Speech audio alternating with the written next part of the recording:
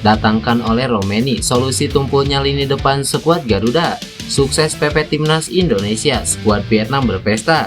Mental baja ditunjukkan Sean Patinama, tak gentar hadapi persaingan bek kiri. Aksi respect Aiman Hussein untuk timnas Indonesia. Simak informasi selengkapnya sebagai berikut.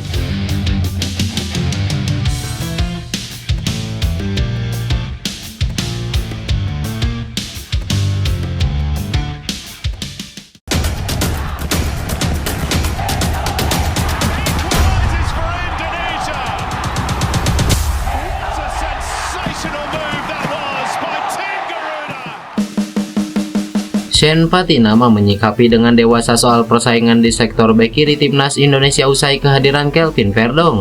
Menurut Sean Patinama, keadaan yang normal adanya kompetisi di suatu tim, termasuk Sean Patinama dan Kelvin Verdong. Kini posisi bek kiri timnas Indonesia jadi melimpah pilihan.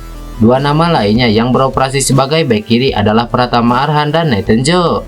Kompetisi adalah kompetisi, itu normal. Jadi di klub sepak bola, di tim nasional, jadi itu normal. Itu Anda hanya perlu bekerja keras dan kami dapat saling membantu juga. Jadi itu hanya hal yang normal dalam sepak bola, ujar Sean Patinama.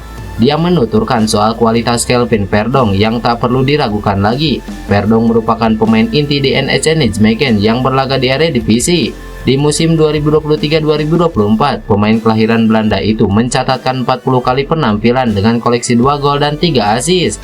Sean Patinama pun tidak sungkan nantinya untuk saling bertukar pikiran dengan Verdong. Ya, Kelvin pemain yang bagus, saya sudah mengenalnya karena dia bermain di NEC di Belanda. Dan dia pemain yang bagus, pemain yang sangat bagus. Jadi saya bisa belajar darinya dan itu membuat saya tajam juga karena saya harus menunjukkan diri, tentu saja. Jadi itu hal yang sehat, itu normal. Kami memiliki pemain bagus di tim, jelas Sean Patinama.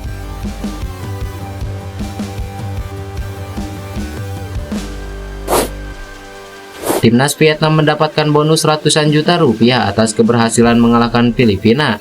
Ya, duel antara Vietnam versus Filipina terlaksana di Stadion Maidim pada Kamis lalu.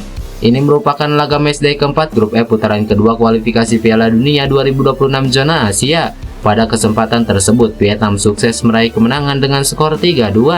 Tambahan 3 angka sekaligus membuat Vietnam menempel ketat timnas Indonesia di klasemen. Vietnam kini menempati peringkat ketiga grup dengan raihan 6 poin, sedangkan timnas Indonesia bertengker di peringkat kedua dengan 7 poin. Atas keberhasilan ini, Vietnam diganjar bonus 500 juta VND atau sekitar 320 juta rupiah.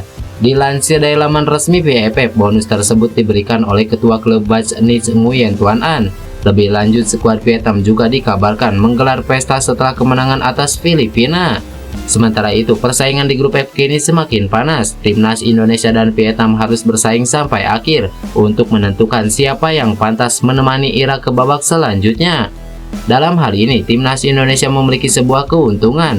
Pasalnya tim asuhan Sintayong hanya akan melawan Filipina pada laga terakhir, sedangkan Vietnam harus menghadapi Irak yang lebih kuat. Namun hal ini juga harus diantisipasi oleh para pemain timnas Indonesia. Pasalnya Filipina juga bukan tim sembarangan.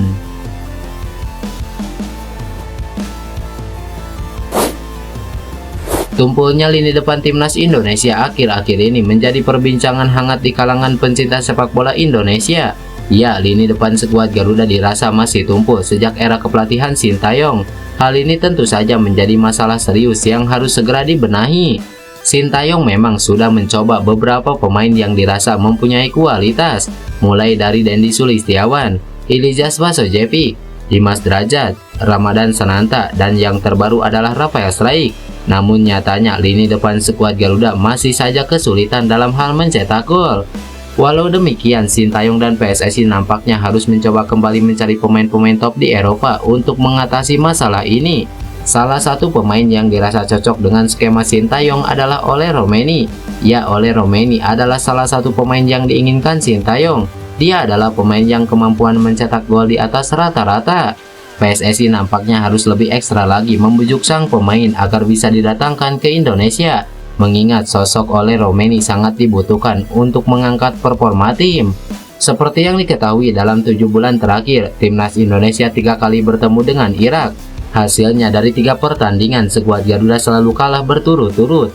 terbaru skuad Garuda kalah di kandang sendiri dengan skor 2-0. Kekalahan ini tak terlepas juga dari tumpulnya lini depan skuad Garuda. Meski begitu, pelatih timnas Irak Jesus Casas memberi pujian kepada timnas Indonesia. Ia menilai jika timnas Indonesia sanggup mempertahankan level saat menjamu Irak di Stadion Utama Gelora Bung Karno.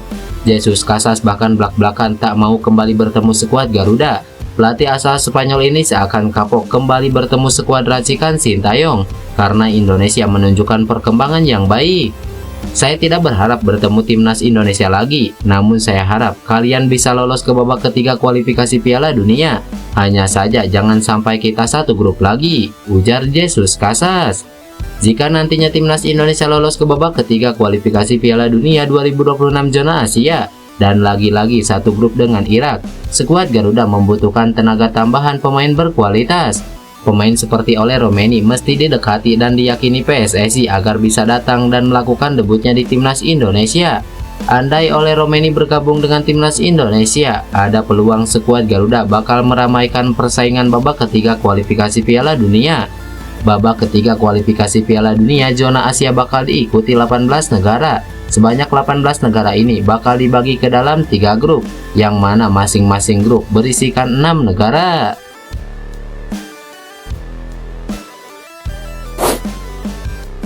Pemain timnas Irak Aimen Hussein mengaku sengaja tidak membobol gawang timnas Indonesia saat mengeksekusi penalti kedua dalam kualifikasi Piala Dunia Kamis lalu. Seperti yang diketahui, Aimen Hussein kembali ditunjuk sebagai algojo di penalti kedua Irak. Namun tendangannya kali ini melambung tinggi di atas mister gawang. Sontak, eksekusi tidak biasa yang dilakukan pemain tersebut pun menjadi sorotan.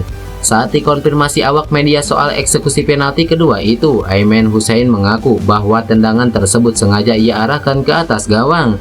Aimen mengungkap rekan setimnya melakukan diving saat Hernando Ari berusaha meraih bola. Untuk itu dia memilih fair play dengan tidak membobol gawang Indonesia di penalti kedua. Aimen menyampaikan Hernando Ari tidak melakukan pelanggaran dengan menyentuh kaki rekannya. Namun pemain Irak sengaja melakukan diving di kotak penalti sehingga wasit menunjuk titik putih. Itu sangat buruk, saya melakukan tugas saya cukup baik di tendangan pertama dan kami merayakan gol itu. Namun di tendangan kedua, itu adalah tendangan yang memang saya harap tidak masuk ke dalam gawang. Saya bertanya kepada rekan saya, apakah kamu terkena kiper Indonesia? Dia katakan tidak, tetapi dia melakukan sedikit sentuhan untuk jatuh dan saya pikir itu cukup buruk, ujar Aimen Hussein.